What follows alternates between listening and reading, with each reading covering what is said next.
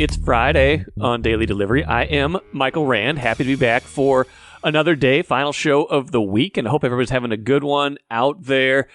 Cold. We probably had this coming, right? It's been such an easy winter so far. You know, winter starts before winter officially starts here usually, but late November, early December, the rest of December was easy, relatively speaking. So we've got this cold snap coming to us. We've got this whatever snow is coming to us. It's all part of the deal. It's okay. We're going to get through it. If this is the worst of the winter, and I have no idea whether it will be, and I'm not going to jinx anything by declaring that it is, but if this is the worst of it, we will be just fine. I will take that in a heartbeat because like I said, it's been fine so far. And let's embrace it too, right? Let's get outside in it. Why not? It's not that bad. Layer up. Let's go. Anyway. We're going to layer up on this show. We got a lot of stuff to talk about. Twins. Phil Miller joins me here in just a few minutes to talk about the Twins. Kind of a quiet off season for them. Maybe not even kind of. Just definitely a quiet off season for them. A little bit of bookkeeping that came after I talked to Phil. I'll run through their arbitration guys that they've re-signed and get to that after I talk to Phil. But Phil and I just kind of what's yet to come. What are the bigger moves that they could still make that should still be on the horizon for those of you who are getting a little bit antsy, and kind of reminding you too that this is how they do business. And if you're looking for precedent, right around now is when they signed Correa last year. A little bit later in the offseason is when they made that blockbuster Arraez for Pablo Lopez trade. So it's not like the offseason's over, but it is getting shorter. We'll talk about that. We'll talk about the TV situation. We'll talk about Joe Mauer's Hall of Fame candidacy, which is going strong right now. No guarantees at this point, but based on the ballots we've seen right now, it is looking very good for St. Paul's own Joe Mauer. You might have heard he is from St. Paul. Got a name, image, and likeness thought at the end of the show, something that struck me from a recent sanction against Florida State that just kind of went completely contrary to what I thought I knew about name, image, likeness, about the money that schools are allowed to give players and how they're allowed to use it in recruiting. First, though, what did I miss? Let's talk Vikings. We're back to the Vikings. It took a one-day break. I granted myself a one-day break, but with no live events, no real live events in Minnesota sports last night. I was kind of saving this for Friday, something to get to today. Kwesi Adofo-Mensah and Kevin O'Connell, Vikings Brain Trust, had a season-ending news conference on Wednesday to kind of talk about state of the franchise, what they're looking at going into the offseason. They're never going to give away all of the secrets, of course, but you can listen to how they say things. You can listen to what they say about certain things and glean some information to set it up, to frame it first. Like this is not, it's not hyperbole to say this 3 or 4 month stretch of the offseason could be the most important stretch of their collective tenure. It sounds dramatic, right? They were only hired like 2 years ago. They've had 2 seasons in charge here with the Vikings. One that was really successful, albeit, a little bit of fluke in that when they went 11-0 in one-score games, but they went 13-4 their first year. Everybody was like, okay, they found it. Well, this year they went 7-10, injuries, bad decisions, draft choices, kind of catching up to them, things like that. Now a whole boatload of things on their plate. A Justin Jefferson extension. Danielle Hunter is a free agent. They've got to figure out some depth. They got the number 11 overall pick, which is the highest they have picked, I believe, in a decade since they took Anthony Barr in the top 10 in 2014. They have, all sorts of decisions to make. The biggest one, by far, of course, though, is at quarterback. Kwesi Adofo-Mensah was asked about Kirk Cousins. Tried to slice and dice this answer up. Here is Kwesi Adofo-Mensah when asked about kind of the status of where they are with Kirk Cousins heading into the offseason. I think I've been pretty consistent with that. Kirk, the player, is somebody that, as we saw what he does to this team, I thought we were playing really good football before he got injured. And it's the most important position in sports now. Ultimately, it always comes down to, can you find an agreement that works for both sides and all those things. But as a player, it's certainly my intention to have him back here. And so these aren't new conversations that are having, right? We kind of, each side kind of understands the other, and we're going to go have those conversations and see where we end up. And again, this isn't any different really than what he said about Cousins. Like he noted, this isn't really different from what he has gone into with Cousins in the past, right? They like Kirk Cousins as a player. Nobody, I shouldn't say nobody, but most of us would say, yeah, as a player, when you have an above average player, you want to try to hold on to those players. The problem is, and Adofo-Mensah gets into this, the problem is, can you make what you want contractually match up with what they want contractually? When someone has 12 years in the league, has a certain amount of leverage, then there's that kind of element of, okay, well, if they want more years or more money than you're willing to pay, even if you like that player, you might not be able to get a deal done. Now, I've talked about this, I think, a couple times at least. Ideally, the ideal scenario right now would have been to invent a time machine, go back to this point last year, or roughly around this point, a little deeper into the offseason, I guess, and have Kirk Cousins sign the contract that the Vikings wanted him to sign. We don't know what the exact dollar figures were, but the Vikings wanted him to basically add one more year to his deal, to add 2024 to his deal at that point, so that 2023 and 2024 would be kind of his time horizon, as Kwesi likes to say. And I'm sure they were already kind of looking forward to this draft class, this 24 draft class. Ben Gessling has said they like this draft class. They probably liked it already, and it's only gotten better as this year has gone on, and we've seen what happened in college football this year. Bunch of guys that are projected top 15, top 20 picks. A few guys at the top, Caleb Williams, Drake May, Daniels from LSU, but a couple guys that could be right in their range or a little bit lower. Guys like Michael Penix Jr. from Washington, Bo Nix from Oregon. Guys like that, right in that kind of mix. They could trade up, they could move around draft picks a little bit and try to get their guy. A lot of options here, but if you re-sign Kirk Cousins, he's not going to do a one-year deal right now. If he wouldn't do it last year, why would he do it this year when he actually has some free agency leverage? So Vikings are going to have to decide how much do they want Kirk Cousins in the mix for multiple years and at what money, because he is absolutely going to want a multi-year contract. Is this the year they strike and get a quarterback? I absolutely think it is. Can you draft a quarterback and then keep Kirk Cousins, knowing how many roster holes you have, knowing that if you take a quarterback in the first round, those guys almost definitely play, almost always these days are playing at least by their second seasons. At that point, Kirk Cousins would still be your starter, presumably, if he got the kind of deal he wants to have. He'd be making a lot of money, counting on your cap, things like that. Then you're burning those cheap years of presumably, what you hope for is, cheap years of really good quarterback play where you can build around that and have a championship caliber roster, a window of 2 or 3 years where you're not paying a quarterback all that much, but you're getting really strong quarterback play. So again, we've talked about this before, but this is just Kwesi reminding us that this is how we have to frame this discussion. As much as they might like Kirk Cousins as a player, as much as they might think he fits their system, does he fit contractually? And that is what this offseason is going to come down to. He's got leverage. He's got places he can go. Even if he wants to be here at the end of the day, it's a business. He's not just going to take a deal in order to take a deal. He's not going to take a deal just on the Vikings' terms. I don't know if a contract exists that makes both sides happy, especially if the Vikings are convinced that they need to take a quarterback with the number 11 pick this season. Grand Casino would like to take a moment and salute the true football fan. The passion, the hope, the anticipation, that incomparable feeling of winning. Grand Casino would also like to take a moment to remind you that you can find all that anticipation, thrill, and winning at Grand Casino. Grand Casino, let your story begin. Seems like a good time for a Twins check-in with Phil Miller, beat writer for the Star Tribune. Few things I want to catch up on, Phil. It's the offseason, which hasn't seen much action, but doesn't mean it won't. Still some things kind of out there right now in terms of potential free agents, trades the Twins could make, and almost certainly will do some meaningful things between now and the start of the season. It's, still 2.5 months before they start playing for real.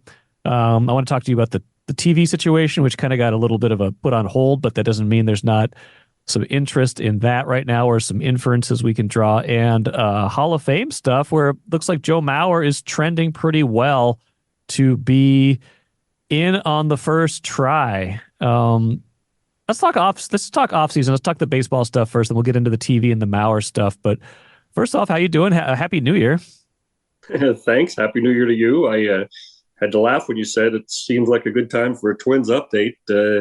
here's the update, Mike. Nothing. All right, let's move on. but here's the thing. Before we started recording, you reminded me, and I don't have like the specific memory that you do of these things because you cover it day in and day out. But you're reminding me that like, hey, it was as of recording here on Thursday, it was 1 year ago right now that they signed Carlos Correa to that big long-term contract. The Luis Arraez trade that really rocked their offseason last year came, a week or two later than we are right now in the offseason. There's still potential for a Polanco trade, a Kepler trade. There's free agents out there. Like something's going to happen because this team still has holes to fill, do they not? They do, particularly in the pitching department. So I would guess that they are working on something, and this, we've written it a million times. This front office is willing to wait out the market, and with good reason. They have, I think, they've earned a reputation as a good place to park a superstar if he doesn't get the contract that he wants or something happens to the market. Yes, Correa. It happened with Correa twice. They twice came to the Twins after other things fell through. And it's 4 years ago now when Josh Donaldson didn't get the offers he wanted and came to the Twins. So they're willing to let things fall in their lap. I don't know. Is it too much to hope that Jordan Montgomery isn't getting the offers he wanted?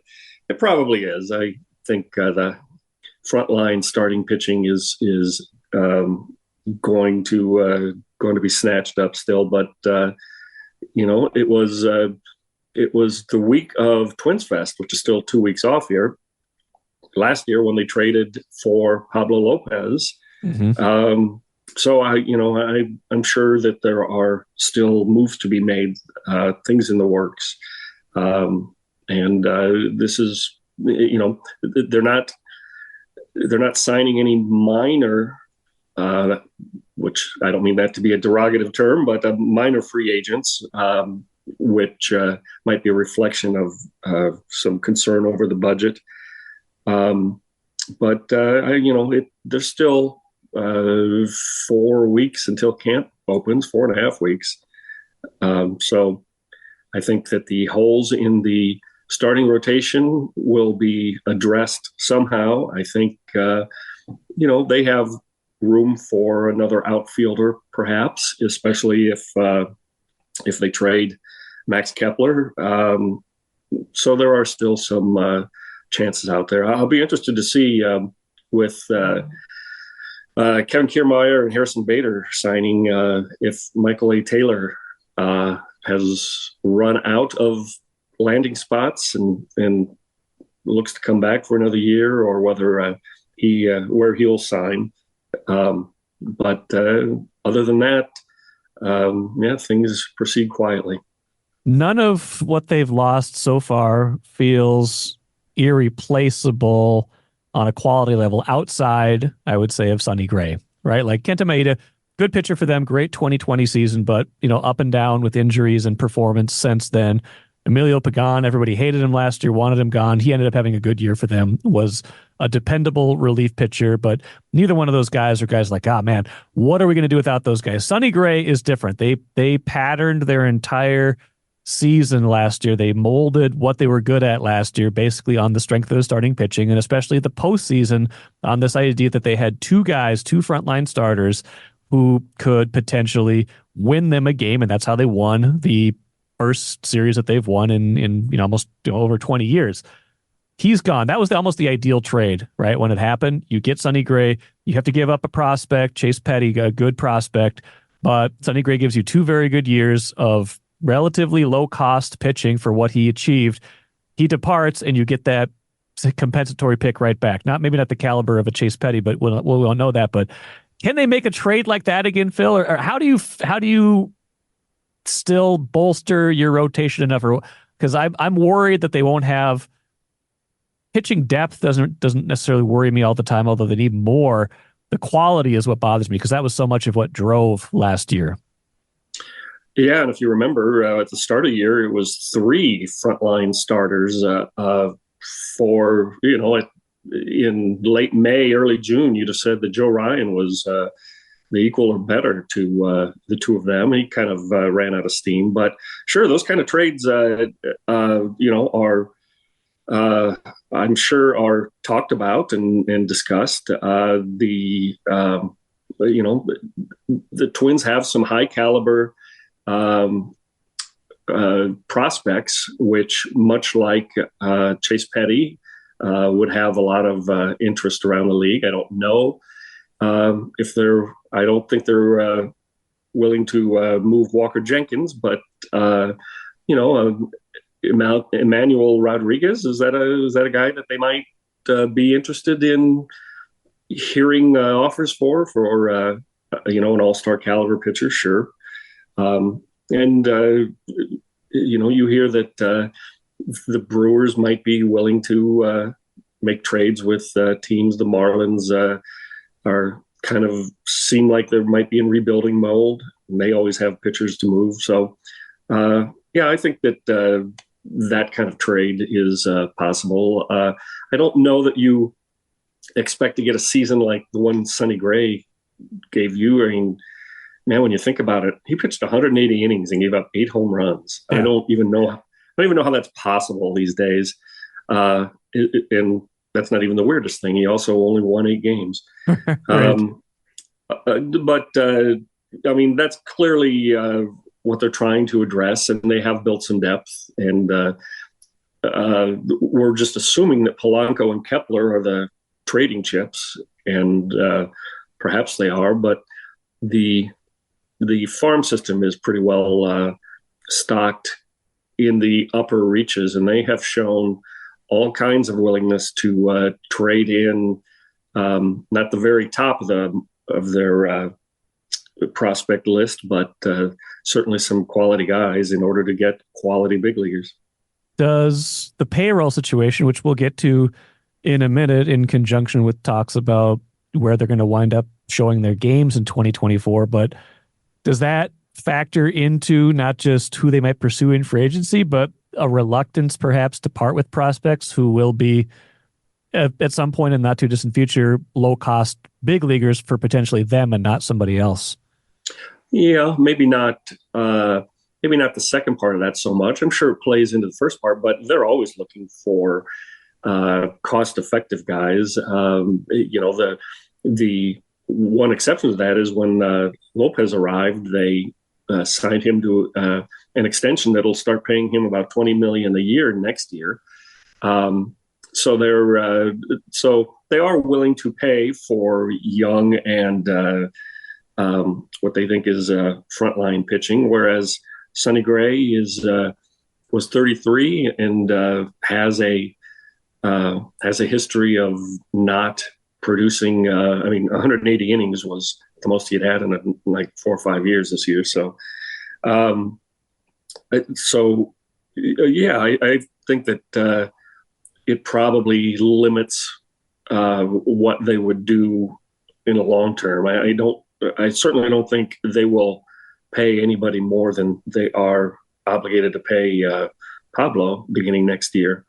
But those young and controllable pitchers, they were willing to give up Chase Petty for 2 years of Sonny Gray, and they knew at the time that it was probably only going to be 2 years.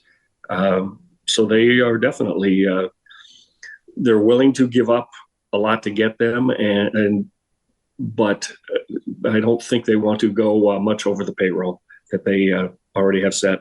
Yeah, and that's again, that's a segue, and let's move on to TV stuff. Now, 2 things happened this week. One, we had the New York Post report that any kind of deal between Diamond Sports and Amazon that had been reported as a possibility by, I believe, the Wall Street Journal in December, Major League Baseball said, no, we're not interested in that. Let's not do that. We don't want to be, essentially, what it seemed like is they don't want to be linked to Diamond Sports, Bally Sports, this entity for more than this year, because that would have potentially been a multi-year deal. And then we find on, was it Tuesday night? I think it became news, and then Wednesday confirmed that this hearing that was scheduled for Wednesday that was going to maybe sort some of this out to see if teams would be on Bally this year and how much they'd get paid. That got moved by 10 days. So we kind of kicked the can into, late next week, early the week after that. What did you make of the developments from this week?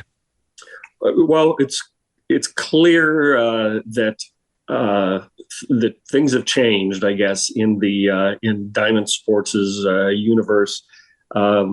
They were once optimistic that they could keep operating, that they have 10 major league teams under contract for several more years. They have more than a dozen NBA teams likewise. And when baseball took Diamond to court in June in order to force them to pay what they owed the Twins, among other teams. Mm-hmm. The feeling was that Diamond is just trying to work through this financial crunch, which is mostly brought on by how their parent company overpaid to buy them from Fox, and over leverage too, like so much debt in that. Yes, they are losing money on some teams. They are. Overall, I think I'd be interested to know how close they would be to earning money without all the debt that they are. I have the feeling that they would be making a lot of money if they hadn't taken on so much debt. That has now changed, where clearly they are just headed for the landing strip now. They're going to go under. They're going to cease operation. The NBA and NHL have reached deals to end all their long-term contracts after this season. Right. And most teams are taking a reduced amount of money this year in order to reach that deal. And Diamond is now doing the same thing with baseball. It's clear that this is it for them.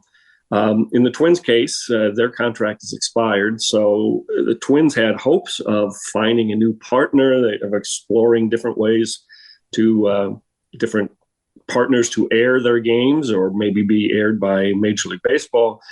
Now I think they are on board with everybody else is going to start anew next year. Let's get on board with that. Let's see what baseball produces for everybody all at once. Next year being 25, right? No, we're not 2025. Yes. If everybody's contract with Diamond expires at the end of this year, obviously MLB will try to form a partnership with everybody that loses their television partner. So I think the Twins want to be part of that. The question is for how much. They were making 55 million a year before. I'm sure it's going to be greatly reduced this year. But they have mediation. There's a mediator working with the two sides. Has been going on for about a month, and I think they just need another week to cross the T's and dot the I's and reach final numbers. I'm pretty sure that next Friday is the kind of the drop dead date for all of this. If it's not done by then, Bally will go on with whoever else who the teams that they still have under contract, and the Twins will just, at this point, would just turn to MLB and ask them to produce their games the way they did for the Padres and Diamondbacks last year. Upshot seems to be, though, that because there was a delay here in the court-mandated hearing, that the sides might get something done. The Twins will probably be part of it. Like you said, be with Bally for one more year, and then everybody kind of enters free agency, TV free agency, so to speak, on the same timeline, just like the NBA and NHL. It makes a certain amount of sense. Even if you don't love the Bally experience, it just probably makes the most sense for all parties. The streaming is the interesting thing, right? Like the streaming, because last year with Bally, Bally didn't have the streaming rights to the Twins games. They only have streaming rights, I believe, to 5 teams. So you couldn't get Twins games unless you had cable satellite or one of the, two, I think Fubo TV direct stream, that you could get those games. You couldn't get the standalone package like you can for the Wolves and Wild. I get the feeling that that's going to be worked out in some way this year, right? They already said, Corey Provis has already said that. I'm sure the Twins are already talking about that. Like, they won't go through another year where you can't get the games locally, even if you're not a cable satellite subscriber. Yeah, that is the one change they want to make, and it's the change that MLB wants to make. If you at the court hearing in June, Rob Manfred made quite a commercial pitch for. I kept calling it one-stop shopping. You want to watch a baseball game, you want to watch a certain team, you come to our website, MLB.tv, and we will sell it to you on a monthly, a season, or a per game basis. No blackouts. That is the intent of the Twins and of MLB. What that means this year is the games may be produced and they may be Bally's telecasts, but it will be streamed on MLB.tv. I think it's pretty clear that baseball does not trust the Bally's app, and join the club. They are discouraging teams from signing on for that. It's a company that's going out of business. It's bankrupt and doesn't have any money to invest in upgrading their software. So I think that makes sense. People have asked me, why would Bally's want to go another year, if they're just going out of business? But the truth is, I think they make quite a bit of money with several of their teams. They were obviously losing money with the Rangers, Guardians, and Twins, and are negotiating them down. But the creditors, who are owed a lot of money by the networks, by Diamond Sports, will collect some of that this year by operating under better circumstances, cheaper rights fees. The Twins will probably get half of what they were getting last year. Wow. So I expect that the Twins will still be a profitable team for Bally's next year. It's funny. Is this the worst naming rights deal ever? Yeah. They changed from Fox Sports North just in time for everybody to hate them. Yeah, Bally's has nothing to do with it other than they bought the naming rights, and yet it's all Bally's this and Bally's that. Right. They're a casino company. Yes. Yeah. Yes, and this was all supposed to be because there was going to be legalized gambling everywhere, which there's some of that now, but none of that has really become part of their platform, the thing they were talking about 2-3 years ago. Some stuff to sort out still. I'd say the best guess, the best educated guess based on what we've seen this week, what we know is Twins on Bally's for one more year, streamed through Major League Baseball this year, and then everybody else, every team heading to free agency, maybe in some sort of MLB platform in 25, and we'll see how much money they make off of that. One more thing, Mauer Hall of Fame, the ballots, there's more ballots and he's not going down. The number keeps seemingly creeping up a little bit. Last I saw on the tracker, 83.9% of the ballots in, Joe Mauer is on. I think that means he'd need to be on 69% of the remaining ballots, if I'm doing the math correctly. Seems like it's even what you wrote the other day with, a lot of the early tracking, the numbers do go down because people who vote for fewer players don't tend to share their ballots as much, just to save the grief they get on social media and otherwise. But seems like it's going pretty well for Joe right now.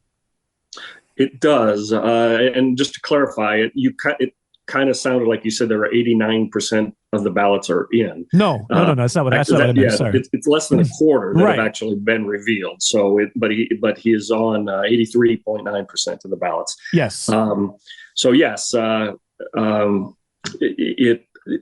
It is tracking very well, as we know that those numbers go down when the ballots that are unrevealed are added to the total, and that is a week from next Tuesday, The 23rd is when it will be announced.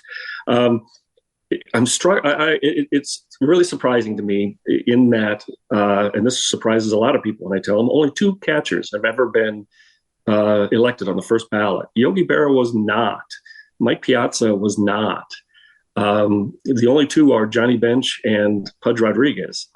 And Pudge is a good comparison because he also stood at about 82% at this point in the balloting, and he was elected by 4 votes. One of the closest to the line ever. So it's not a sure thing, but he's certainly higher, receiving a higher percentage than I expected. Yeah, I mean, first ballot. It ultimately doesn't matter. You get your plaque, but there is a distinction for first ballot guys, right? It's like those are the guys that people say, you were a no-brainer. You deserve to be in, and I'm going to vote for you on the first try. Yeah, there are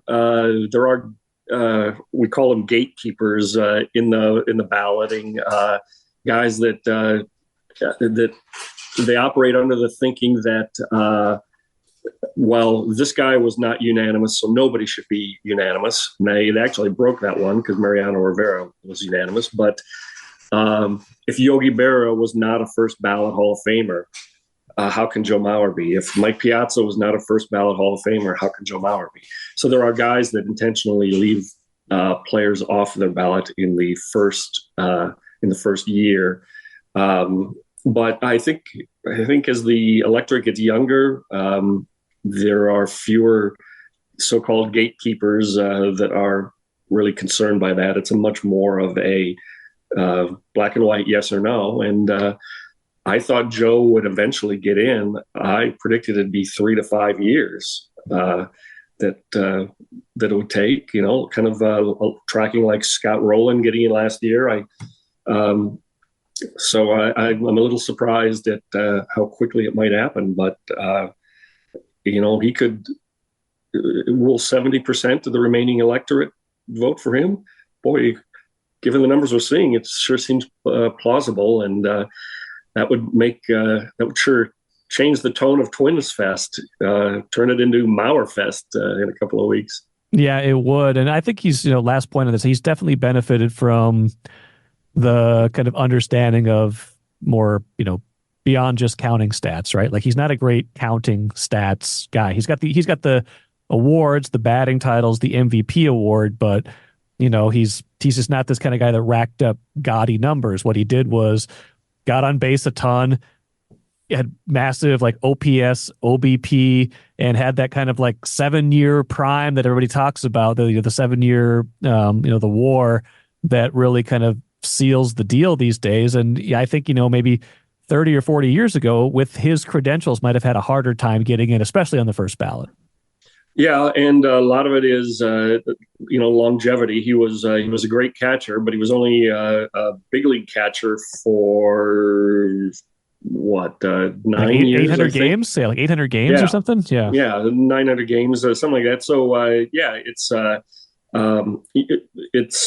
it is probably an advanced way of thinking. One other thing about Joe, and I think this probably helps him a little bit too, is that he never had he didn't have a long glide out of his career the way he could have played a few more years. He even admitted at the time when he retired that he thought he could still play and produce, but he never. He didn't have 2 or 3 years where, to be honest, he was kind of bad, the way Miguel Cabrera has had for a few years and Pujols had. And they're both first ballot Hall of Famers, but, guys that don't have quite their credentials, you tend to remember a little more of the down years. And Joe never had that. I don't think he ever had a season where he was below, his WAR was below 2, and that is not many players can say that. So he probably retired at the right time in order to keep his percentage stats, his value stats in a positive range.